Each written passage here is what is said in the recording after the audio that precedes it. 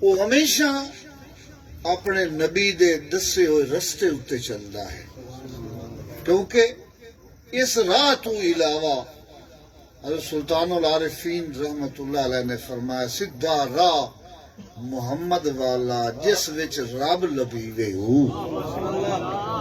رب لبھن دا ہکو رستہ ہے اور او رستہ جناب محمد الرسول اللہ صلی اللہ علیہ وسلم میرے حضور دا رستہ ہے، میرے حضور دی اہل بیت دا رستہ ہے، میرے حضور دے اصحاب دا رستہ ہے جنہاں دے ذریعے دین ساڈے تک پہنچیا۔